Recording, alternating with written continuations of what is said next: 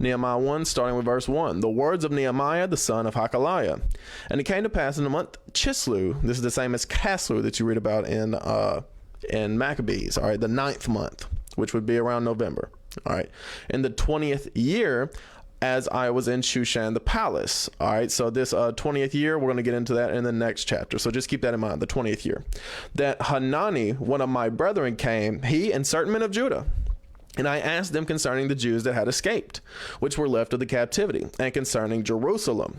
And they said unto me, the remnant that are left of the captivity there in the province are in great affliction and reproach. The wall of Jerusalem also is broken down, and the gates thereof are burned with fire. Right? So he's asking because he is in Shushan or Susa, all right, South Persia.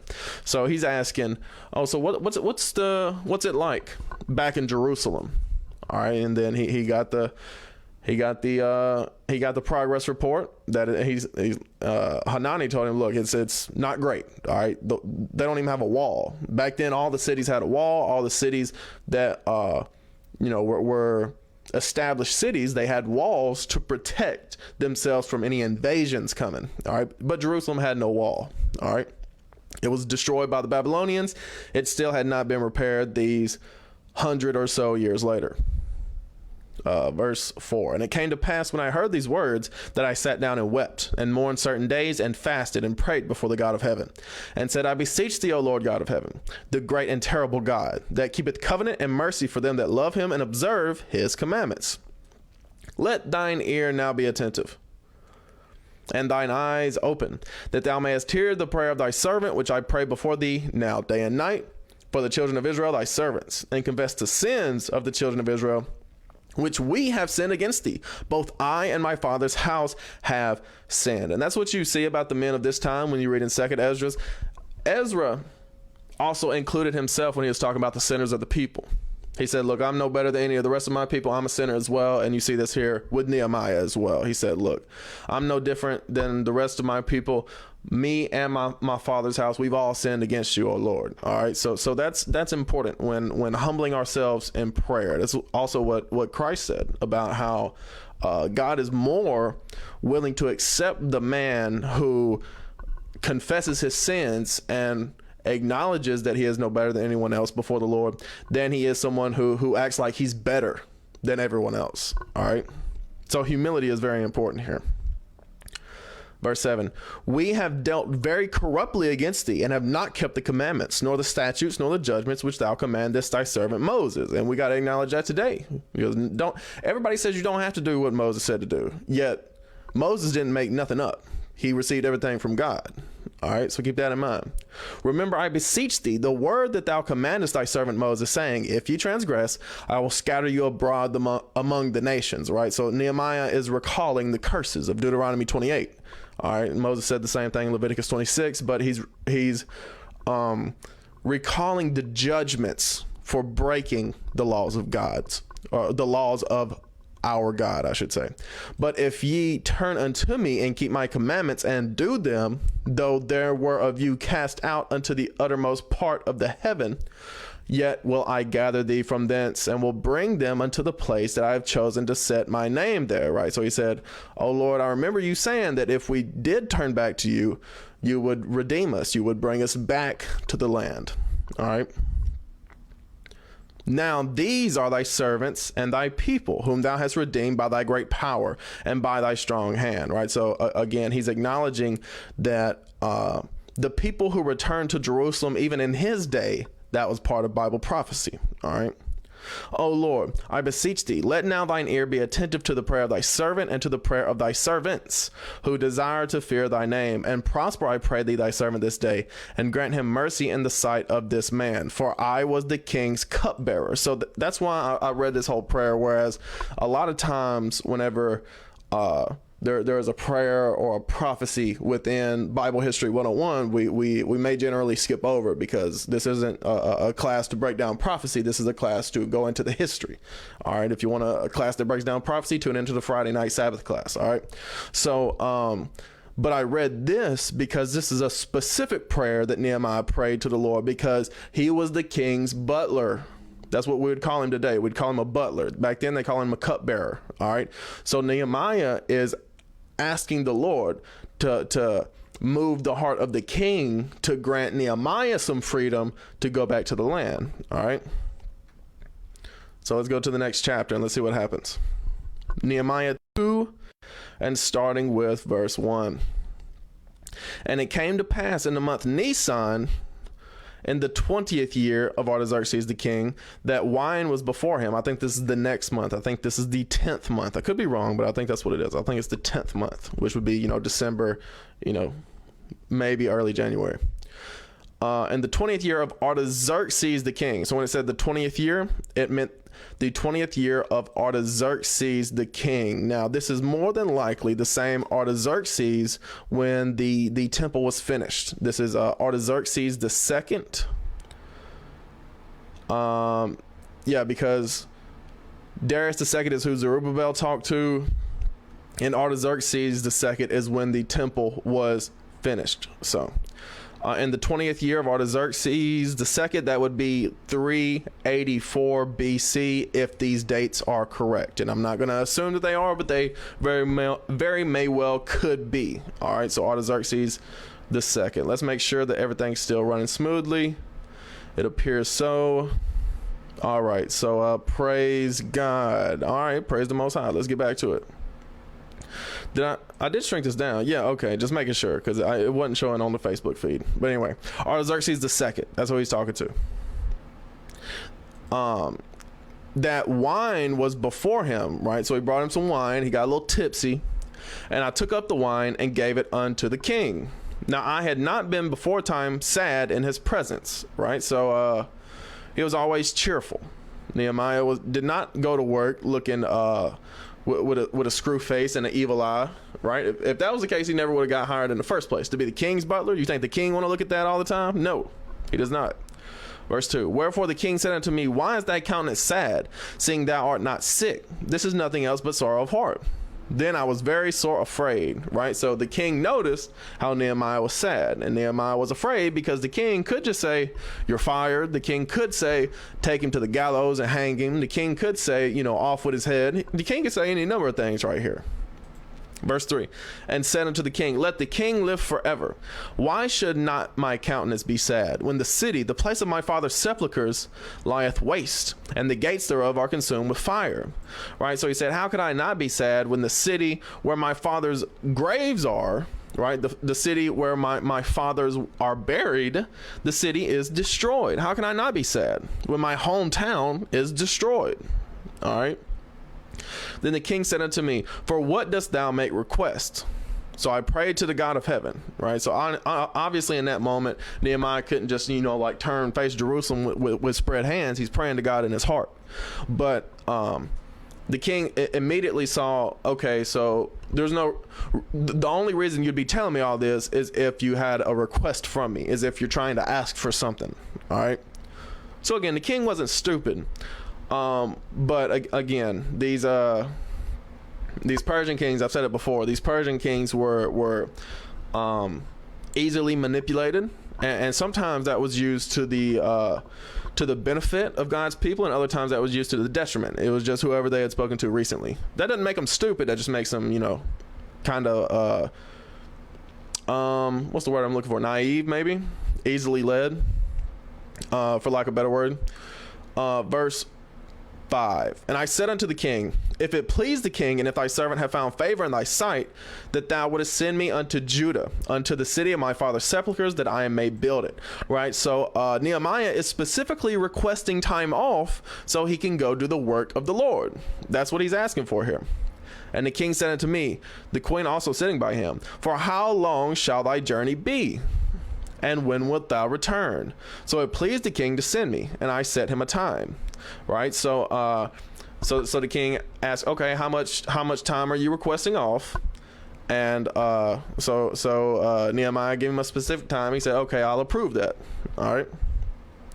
Moreover, I said unto the king, if it please the king, let letters be given me to the governors beyond the river, that they may convey me over till I come into Judah. Right, so he said, hey, let me get some litigation, let me get some legislation to approve this. All right.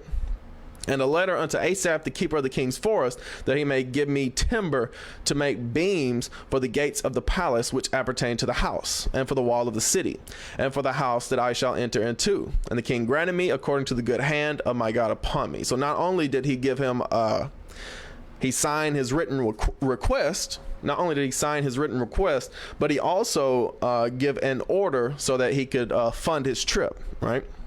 So that he could fund his work, rather. It's not like an actual vacation. He's taking time off so he can do the work for the Lord. All right. Verse 9. Then I came to the governors beyond the river and gave them the king's letters. Now the king had sent captains of the army and horsemen with me, right? So he got a police escort. All right. When Sanballat the Horonite and Tobiah the servant, the Ammonite, heard of it, it grieved them exceedingly that there was come a man to seek the welfare of the children of Israel. Right. So these are some of the same devils who tried to hinder the building of the temple. Right. But by this time, the temple's already built. It's just the walls ain't built yet. All right. So that's what Nehemiah is going home to do, is to build the walls, amongst other things. Verse 11. So I came to Jerusalem and was there 3 days. And I arose in the night, I and some few men with me. Neither told I any man what my God had put in my heart to do at Jerusalem. Neither was there any beast with me, save the beast that I rode upon. Right, so Nehemiah wasn't that wealthy. All right, he was a certainly working class. He was a butler for the king. Right, so he could have had some privileges, and he probably had more money than some. But it's not like he just had all the wealth in the world. All right. Verse 13. And I went out by night by the gate of the valley, even before the dragon well, and to the dung port, and viewed the walls of Jerusalem, which were broken down, and the gates thereof were consumed with fire. Right. So it still looks like a mess. All right. Then I went on to the gate of the fountain and to the king's pool, but there was no place for the beast that was under me to pass. Then went I up in the night by the brook and viewed the wall, and turned back and entered by the gate of the valley, and so returned. Right. So he's doing a full inspection. All right. And the rulers knew not whither I went or what I did. Neither had I as yet told it to the Jews, nor to the priests, nor to the nobles, nor to the rulers, nor to the rest that did the work. All right. So he's just inspecting. He's not really telling them what he's doing yet. Then said I unto them, ye see the distress that we are in, how Jerusalem lieth waste, and the gates thereof are burned with fire. So he's telling them straight, look, this looks like a mess. You see how terrible this looks, right? Come, let us build up the wall of Jerusalem, that we be no more a reproach, right? So let's make this honorable again. Because you had older men who... because most of the men of that generation only remember the Babylonian captivity. They don't remember what Jerusalem was like before. But the older men, they remember what it was like before. All right. So he said, "Look, let's build these walls up again, man. Make it more honorable." Then I told them of the hand of my God, which was good upon me, as also the king's word that he had spoken unto me. And they said, let us rise up and build. So they strengthened their hands for this good work. But when Sanballat the Horonite and Tobiah the servant, the Ammonite, and Geshem the Arabian heard it, they laughed us to scorn and despised us, and said, what is this thing that ye do? Will ye rebel against the king? Then I answered them and said unto them, the God of heaven, he will prosper us. Therefore we his servants will arise and build. But ye have no portion, nor right, nor memorial in Jerusalem. Right? So Nehemiah is like, what the hell are y'all even doing here? Y'all ain't even supposed to be here. Why y'all here mocking us when we just doing what we supposed to be doing, right? Rebuilding the city. All right, let's go to the next chapter. Nehemiah 3. Then Eliashib the high priest rose up with his brethren the priests, and they builded the sheep gate. They sanctified it, and set up the doors of it, even unto the tower of Mea. They sanctified it, unto the tower of Hananel. And next unto him builded the men of Jericho, and next to them builded Zakur, the son of Imri. Right, so he's given a list of all the men who helped build. But the fish gate did the sons of Hasanah build, who also laid the beams thereof, and set up the doors thereof, the locks thereof, and the bars thereof. Right, so they're doing that. He put different people in different sections, and they were building up these different sections. All right, it's the same way if you go to construction projects today. You don't have one group of people building the whole building. You have some people doing this, some people doing that, others doing this, All right, so that's just how this works. That's just how construction works. And next unto them repaired Meremoth, the son of Uriah, the son of Koz. And next unto them repaired Meshullam, the son of Berechiah, the son of Mehezabil. And next unto them repaired Zadok, the son of Benah. Next unto them the Tekoites repaired. Right, so Tekoa is a city in Judah. All right, but their nobles putting out their necks to the work of the Lord. Right, so the nobles thought they were too good to do this. Right, thought they were too good for this. Moreover, the old gate repaired Jehoiada, the son of Paseah, and Meshullam, the son of Besodeah. They laid the beams thereof, and set up the doors thereof, and the locks thereof, and the bars thereof. And next unto them repaired Melatiah the Gibeonite, and Jadon the Meronothite, the men of Gibeon, and of Mizpah unto the throne of the governor on this side of the river. Right, so that goes into your Benjamites. All right. Next unto him repaired Uzziel, the son of Harhiah of the goldsmiths. Next unto him also repaired Hananiah, the son of one of the apothecaries, and they fortified Jerusalem unto the broad wall. So the apothecary would be like your pharmacist. All right, so notice it said the goldsmith, the pharmacist. You have people from different cities coming in to build. You had all the people uniting for a common cause, all right, to rebuild the city of Jerusalem, because they knew this is the capital city. It doesn't matter if you're not from Jerusalem. Jerusalem being built honors all of us, all right, because it is the capital of Israel, of all the 12 tribes, all right. So building up the city of Jerusalem honors all of us, all right. And next unto them repaired Rephaiah the son of Hur, the ruler of half the part of Jerusalem. And next unto them repaired Jediah the son of Haramoth, even over against his house. Right, so you did have residents of Jerusalem also building. They didn't get out of the work either. And next unto him repaired Hattush the son of Hashabniah, Malchiah the son of Harim, and Hashub the son of Pahath Moab. Repaired the other piece and the tower of the furnaces. And next unto him repaired Shalom, the son of Halohesh, the ruler of the half part of Jerusalem, and he and his daughters. So it's not like the women were sitting around doing nothing. They were helping build as well. Everybody uniting, coming together to help build. All right. That's what was going on during this time. And you know, we talked about it during the days of Ezra, how they were rebuilding the temple. Now it's went and spread out to, like, as I said, the towers and the wall. All right. The valley gate repaired Hanun and the inhabitants of Zanoah. They built it and set up the doors thereof, the locks thereof, the bars thereof, and 1,000 cubits on the wall unto the dung gate. But the dung gate repaired Malchiah, the son of Rechab, the ruler of part of Beth Hasarim. Please forgive me with these names. You know, they're old names. We usually don't say these. He built it and set up the doors thereof, the locks thereof, and the bars thereof. But the gate of the fountain repaired Shalun, the son of Hoseh,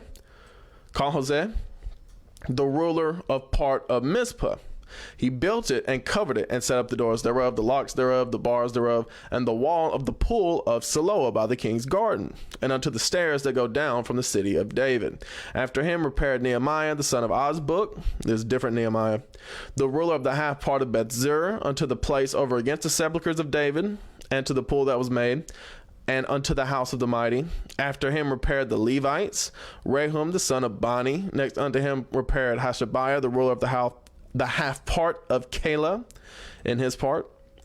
After him repaired their brethren, Bavai, the son of Henadad, the ruler of the half part of Keilah. Right, so all the rulers of the cities, except for the nobles and what was that? Tekoa, right? The Tekoite nobles are the only ones who didn't really take part in the building. All right, it was but all the other rulers of the cities thus far have helped in the building. All right. And even the priests, the Levites, they helped build as well. They didn't get days off either. And next to him repaired Ezer, the son of Jeshua, the ruler of Mizpah, another piece over against the going up to the armory at the turning of the wall.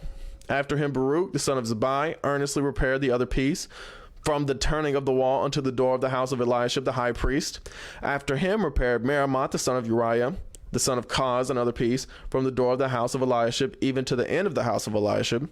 And after him repaired the priests, the men of the plain. After him repaired Benjamin and Hashub over against their house. After him repaired Azariah, the son of Maaseiah, the son of Ananiah, by his house. After him repaired Benui, son of Henadad, another piece from the house of Azariah unto the turning of the wall, even unto the corner. Palal, the son of Uzai, over against the turning of the wall, and the tower which lieth out from the king's high house, that was by the court of the prison. After him Pedaiah, the son of Parosh. So notice how when Nehemiah got into town, the people started to work again. All right. He got there and he decided to get things done. He said, look, I'm showing up. I ain't showing up for no reason. We're going to get things done while I'm here. All right.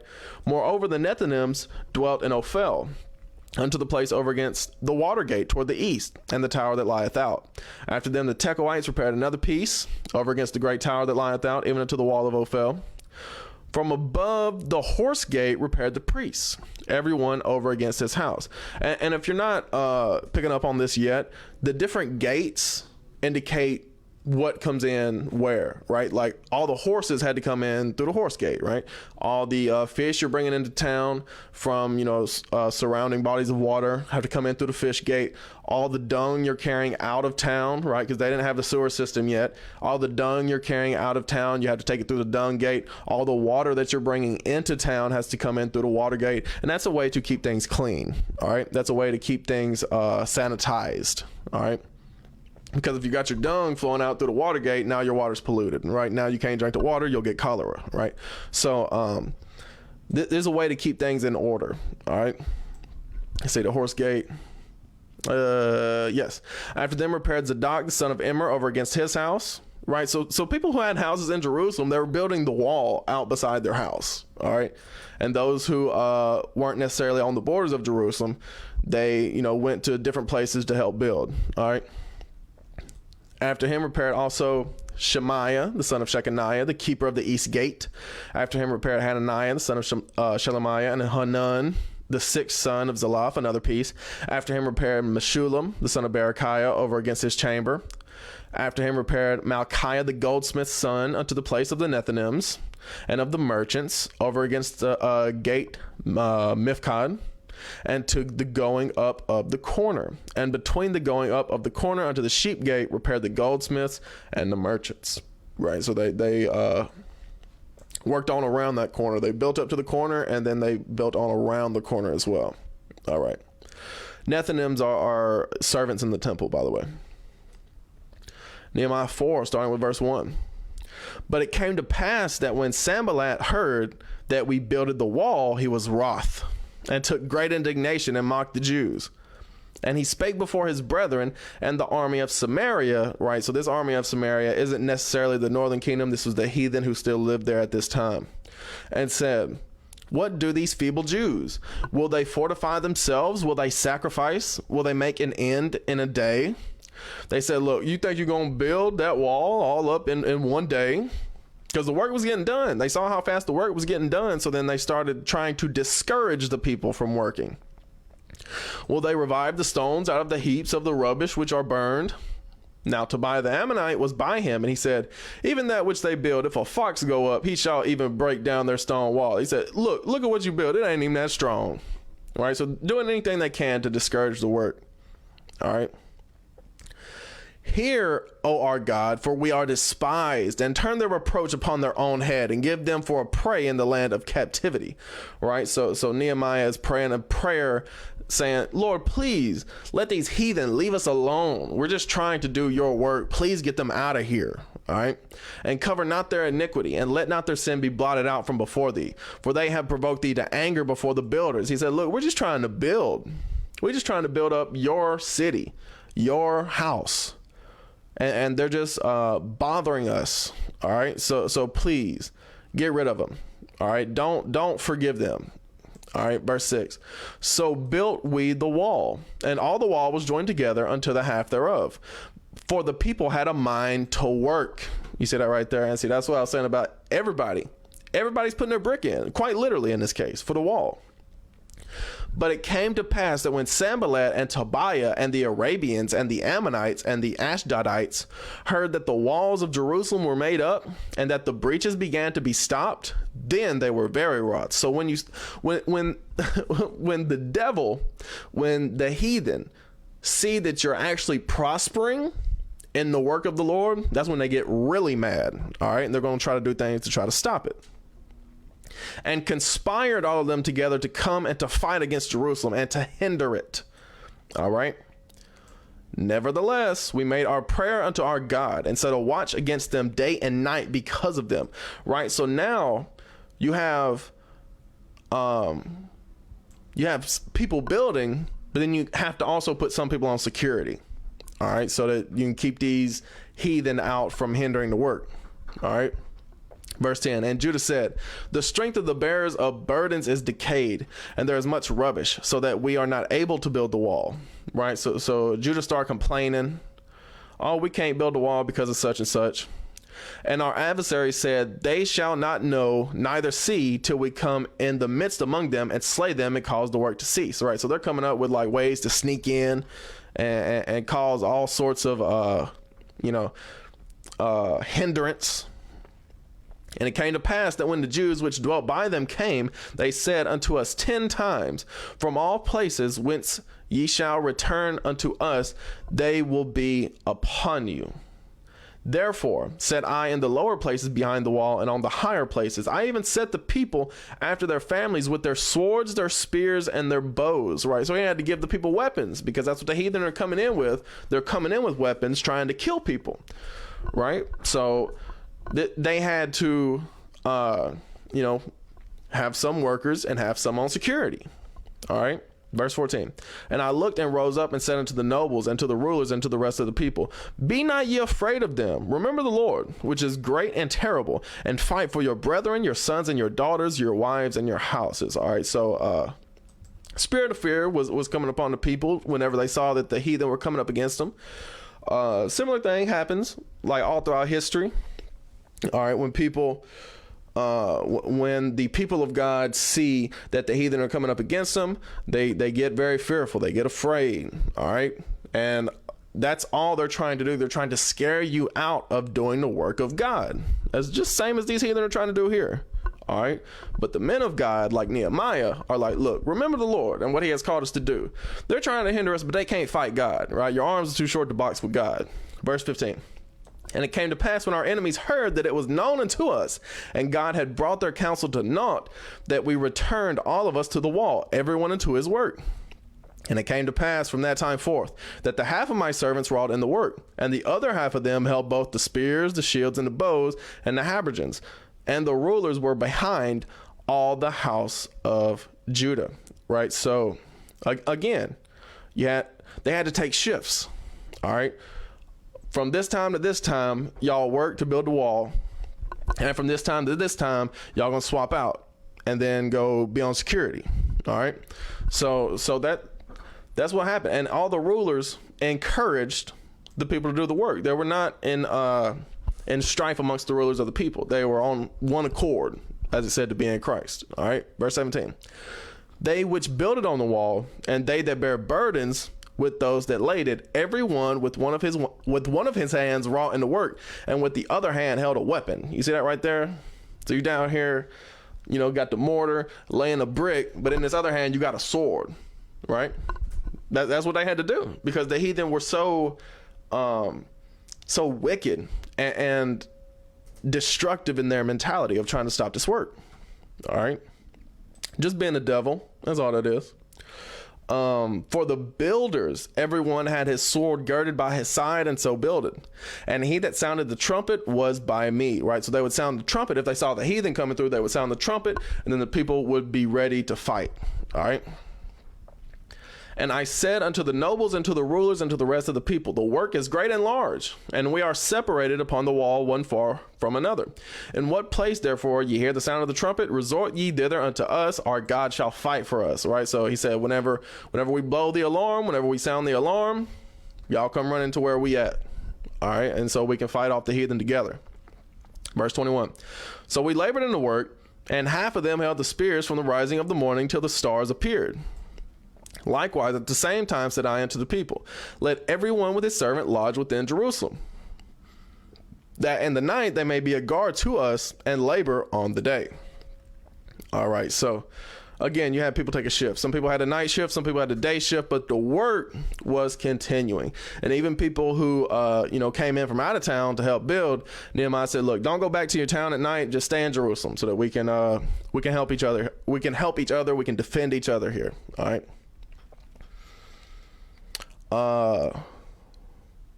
Be a guard to us and labor on the day. Verse 23. So neither I nor my brethren, nor my servants, nor the men of the guard which followed me, none of us put off our clothes, saving that everyone put them off for watching, right? So for washing, I should say. So yeah, man, they still showered, they still took baths, but other than that, they didn't, take off their day clothes. You know what I'm saying? They never switched into their pajamas. They stayed working. They stayed working. All right.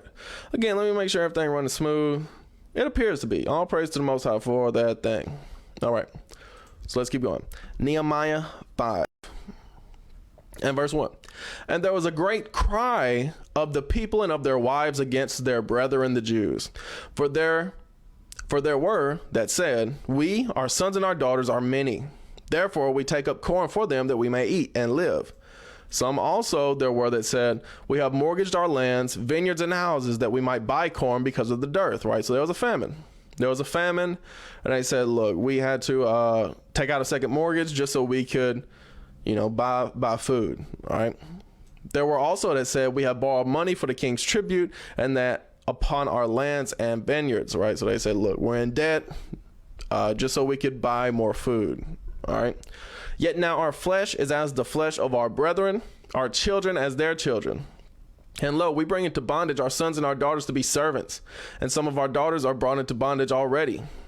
Neither is it in our power to redeem them, for other men have our lands and vineyards, right? So they went into debt. They went into debt because of all that they were doing here for the work so that they could buy food. And, these days, we're just naturally in captivity and bondage and debt. So we don't really understand this. But these people had a mind to be free, right? So they didn't want to be in debt. Now in America, everybody just lives in debt. Everybody's in bondage. Verse 6, and I was very angry when I heard their cry and these words. Then I consulted with myself, and I rebuked the nobles and the rulers and said unto them, ye exact usury, every one of his brother. And I set a great assembly against them, right? So usury is interest, right? So they were putting interest on their brothers who went into debt to them, I should say. And I said unto them, we after our ability have redeemed our brethren the Jews, which were sold unto the heathen. And will ye even sell your brethren, or shall they be sold unto us? Then held they their peace and found nothing to answer, right? He's saying, look, y'all are wicked. Y'all going against what the Bible says. Because the Bible says do not, place any loans with interest on your brethren. You can't do that. That's not righteous. All right. Trying to come up off your brother. That's not righteous. All right. Verse 9. Also I said, it is not good that ye do. Ought ye not to walk in the fear of our God because of the reproach of the heathen, our enemies? You see that right there? So he said, look, isn't it because of our own sins, because we have went against God, that we're even in this position where, our homeland was destroyed and we got to rebuild it now?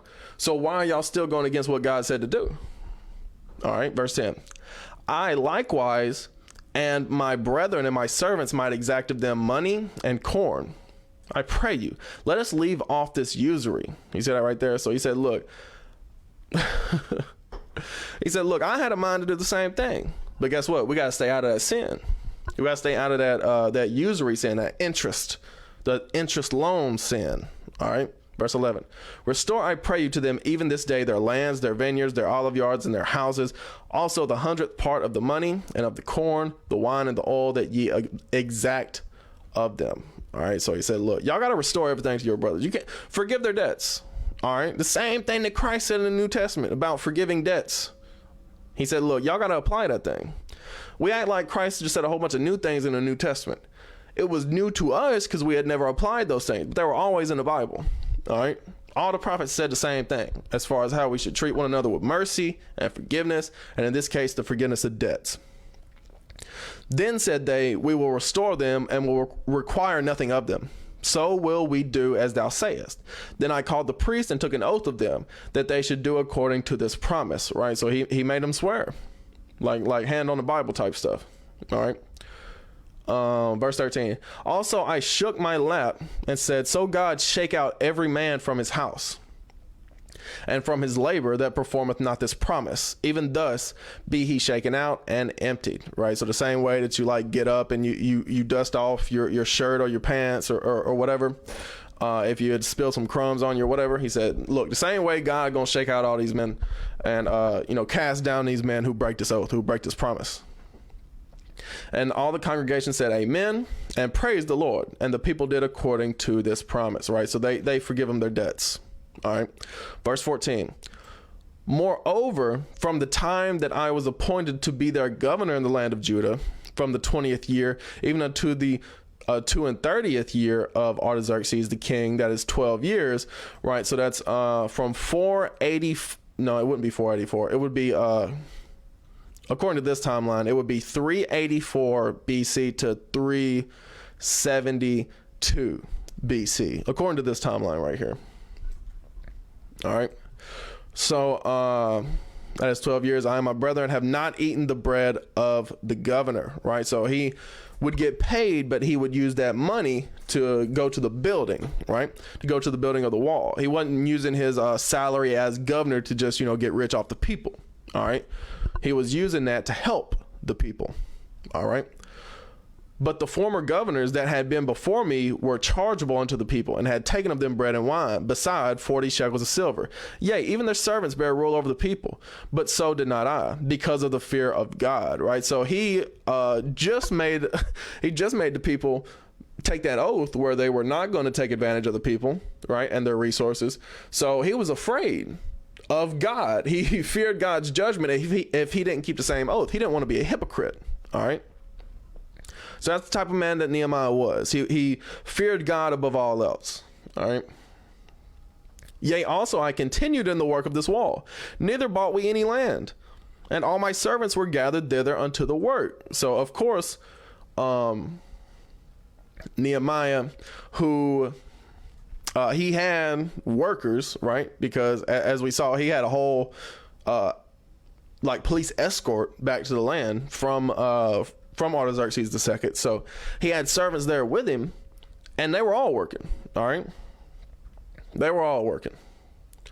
Moreover, there were at my table 150 of the Jews and rulers, beside those that came unto us from among the heathen that are about us. Right. So you had the Jews scattered from all over because of the captivity of Babylon. So they came back from all over. All right. Now that which was prepared for me daily was 1 ox, 6 choice sheep. Also fowls were prepared for me, and once in 10 days store of all sorts of wine. Yet for all this required not I the bread of the governor, because the bondage was heavy upon this people. Right. So he said, look, y'all don't even have to pay me the salary that y'all paid the other governors. All right. All I need is this food and this drink, this wine, so that I can feed these people who are staying with me, essentially. Think upon me, my God, for good, according to all that I have done for this people. Right.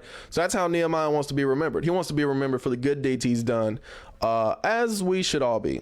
All right. But of course, to be remembered for your good deeds, you have to do good works. All right. Your good works need to outweigh your bad works. Your good deeds need to outweigh your bad things that you do. All right. So this is Nehemiah 6, starting with verse 1. Now it came to pass when Sanballat and Tobiah and Geshem the Arabian and the rest of our enemies heard that I had builded the wall and that there was no breach left therein. Right. So they closed up all the cracks. That's what a breach is. Though at that time I had not set up the doors upon the gates, that Sanballat and Geshem sent unto me, saying, come, let us meet together in some one of the villages in the plain of Ono. But they thought to do me mischief. Right. So Nehemiah is seeing right through their plot. And I sent messengers unto them, saying, I am doing a great work, so that I cannot come down. Why should the work cease whilst I leave and come down unto you? He said, look, I'm busy. I'm busy. I can't come down right now. I'm busy. What you want? Verse 4. Yet they sent unto me 4 times after this sort. So he got 3 more letters after that. I had to tell him every time, look, I'm busy. I'm working. Why should I stop working so that I can come and sit with y'all? What do y'all want me to do? And I answered them after the same manner. Then sent Sanballat his servant unto me in like manner the 5th time with an open letter in his hand, wherein was written, It is reported among the heathen, and Gashmu saith it, that thou and the Jews think to rebel. For which cause thou buildest the wall, that thou mayest be their king, according to these words. Right, and they tried to say the same thing about when Zerubbabel went back to the land to help build a temple. They said, look, Zerubbabel, I know he's the governor right now, but he's trying to make himself king. Like, they're just coming up with lies for no reason, other than they want to cause problems. They want to stir up, want to be messy. All right.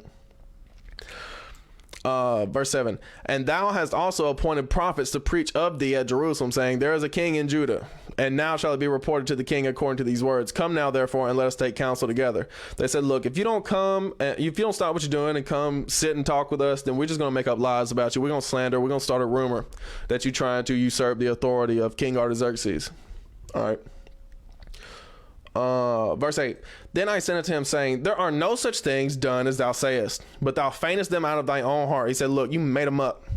You made them up. For they all made us afraid, saying, their hand shall be weakened from the work, that it be not done. Now, therefore, O God, strengthen my hands. All right. So he's praying to God, saying, look, they trying to weaken my hands. They're trying to weaken the work. Just strengthen my hands so that we can do more work. All right, verse 10. Afterward, I came unto the house of Shemaiah, the son of Deliah, the son of Mehetabel, who was shut up, meaning he was, in prison. And he said, let us meet together in the house of God within the temple, and let us shut the doors of the temple, for they will come to slay thee. Yea, in the night will they come to slay thee. Right. So Shemaiah is like, oh, come with me in the temple, and we'll lock you up in there so that they can't get to you. And I said, should such a man as I flee? Nehemiah said, I'm not afraid of them. I fear God. And who is there that, being as I am, would go into the temple to save his life? I will not go in. So Nehemiah is like, look, the temple's a holy place. Why would I go in there to hide myself? That don't make no sense. And lo, I perceived that God had not sent him, but that he pronounced this prophecy against me, for Tobiah and Sanballat had hired him. So Shemaiah was the type of guy to take this money and try to trick Nehemiah into coming into the temple, because he was probably going to kill him there. All right. Therefore was he hired, that I should be afraid and do so and sin, and that they might have matter for an evil report, that they might reproach me. Right. So Nehemiah understands the only way that they can stop this work, that the heathen can stop this work, is if you're in sin. And Nehemiah said, look, I'm not going to go into any kind of sin, whether that be, just me going into the temple, being not a priest, right? He said, I'm not doing any type of sin so that they can stop this work.